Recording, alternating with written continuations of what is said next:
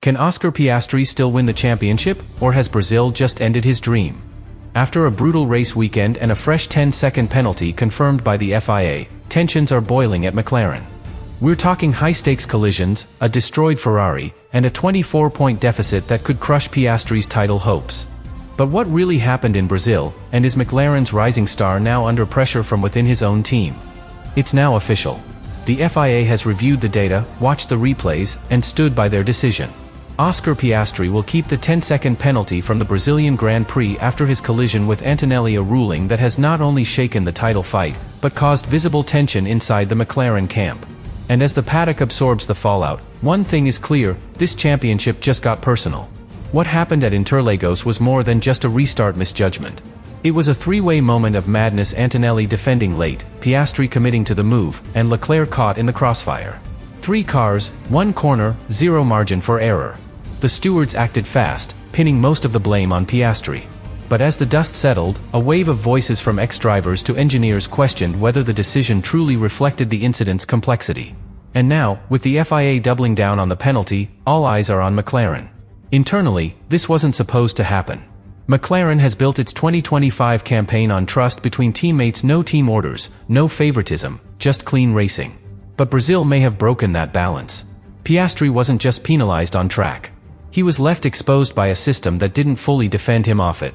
And within the team, that silence has sparked unease. Let's be clear, Oscar Piastri is no rookie under pressure. His driving this year has been clinical. He's kept it clean, consistent, and fast even as the car's development froze mid-season. But this latest penalty, and the questions it raises about fairness, have hit differently. Piastri now finds himself 24 points behind teammate Lando Norris, with just 3 races to go: Las Vegas, Qatar, and Abu Dhabi. And the margin for error? Gone. What makes this moment so intense isn't just the mathematics. It's the story behind them. Norris has the momentum, the headlines, and the growing status of McLaren's golden boy. Piastri has the precision, the resilience, and now, the fight of his life. Because if he loses this title by fewer than 10 points, Brazil will be remembered not as a racing mistake but as the moment the system failed him. And that's where we begin. Not with blame, but with context. Because to understand how this championship battle tilted so dramatically, we have to go back to that crucial moment at turn 1 and break down the collision, the decision, and the ripple effects now shaking the very foundations of McLaren's title campaign. It all unraveled in a matter of seconds. Coming out of the restart, with the field bunched and tires still cold, Oscar Piastri was locked in a critical fight with Andrea Antonelli. Lando Norris had already pulled clear up front, and Piastri knew that losing time behind the Mercedes could cost him dearly.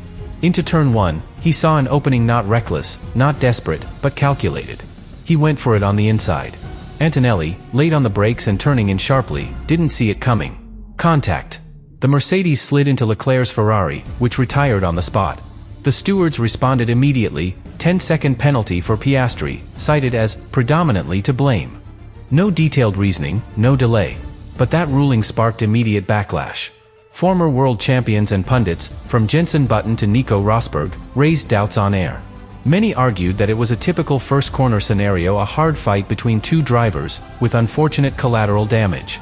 Crucially, several pointed out that Antonelli's line and Leclerc's proximity created a chain reaction, not a clear foul.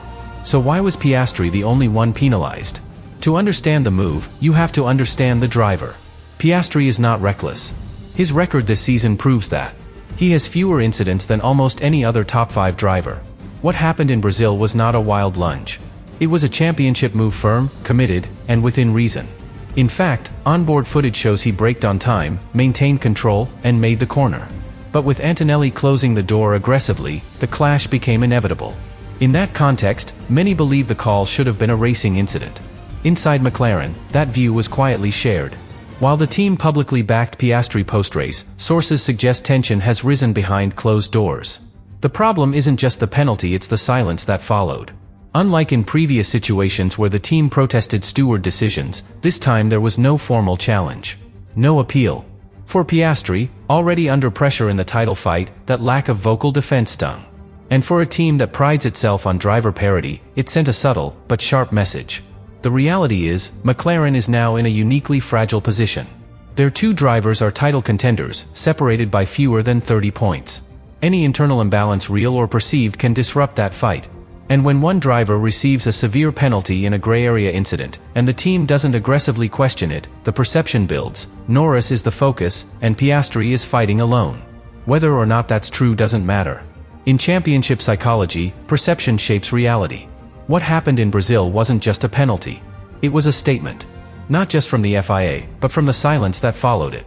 And now, as Piastri tries to regroup ahead of Las Vegas, he's facing more than just a points deficit. He's fighting to reassert control of his momentum, his narrative, and his place in McLaren's title story. The MCL39 is a remarkable machine, stable under load, balanced at high speed, and surgically precise in medium-speed corners. But it comes with a cost. Unlike Red Bull's RB21, which thrives on platform flexibility, the McLaren demands clean airflow and stable grip to perform at its peak. Its rear-end stability is excellent under traction, but it lacks the quick reactive front rotation needed in tight, stop-start circuits like Interlagos, especially when tire temperatures are below optimal. Heading into Brazil, both McLaren drivers knew they were facing a compromise.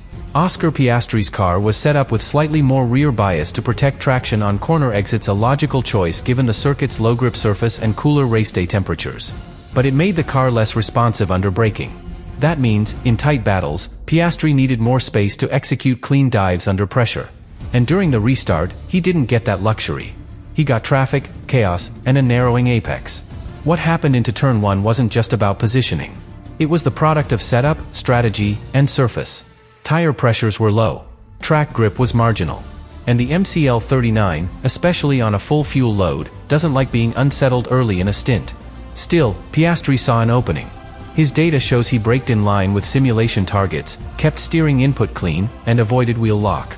But as Antonelli turned in sharply, the McLaren couldn't rotate tighter without compromising grip, and light contact became unavoidable.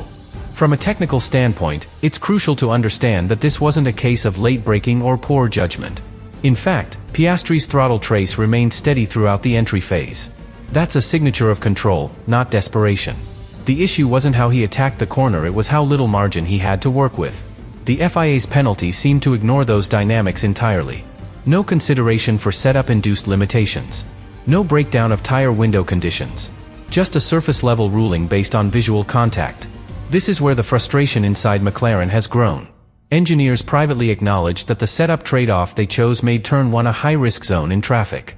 They understood that Piastri had less scope to adjust mid-corner than Antonelli, whose car was running a looser front end and more aggressive turn-in geometry. From McLaren's perspective, the incident was inevitable not because of driver error, but because the machinery didn't give Piastri the flexibility to avoid it once committed. In elite motorsport, those margins matter. And when a driver is penalized without accounting for the technical constraints they're driving through, it damages more than just a result. It questions the system's understanding of the cars themselves. For Piastri, that's the deeper concern. That the penalty didn't reflect the complexity of what he was managing. That his approach, composed, calculated, professional, was judged as careless, when it was anything but. Oscar Piastri walked away from Interlagos with a fixed gaze, no public outburst, and a single sentence to the press: "We'll look at it internally." That silence said more than any complaint ever could. Because this wasn't just a penalty, it was a shift. A shift in momentum. A shift in tone. And for the first time this season, it looked like Formula One's most composed young star was carrying more than just a points deficit. He was carrying the weight of doubt. What's striking is how the silence from McLaren amplified the emotional fallout. No protest. No demand for review. Just quiet acceptance. And for Piastri, who has fought all year with patience, consistency, and restraint, that lack of visible support hurt. In a season where he's been nothing short of elite, delivering under pressure, avoiding mistakes, maximizing results, to be left alone in the aftermath of a split-second judgment call cuts deeper than any post-race debrief. Meanwhile, the media narrative is turning. The story has shifted from McLaren's two titans to Norris ascends. Lando is on form, quick, confident, and now seemingly the emotional center of the team. He's leading the championship. He's getting the big interviews. And fair or not, he's receiving the benefit of the doubt. Piastri, despite staying within striking distance, is being framed as the one cracking under pressure. Not because he is, but because of how Brazil unfolded, and how McLaren handled the aftermath. And this is where the psychological toll becomes real. Every Formula One title is fought on two fronts, one on track, and one in perception. Piastri is now facing both. He's trailing by 24 points. He's driving a car that's no longer evolving. And he's fighting against a teammate who has the team's rhythm, the media's spotlight, and now, perhaps, the FIA's unconscious favor. In that environment, even the most grounded driver starts to feel the ground shift beneath him.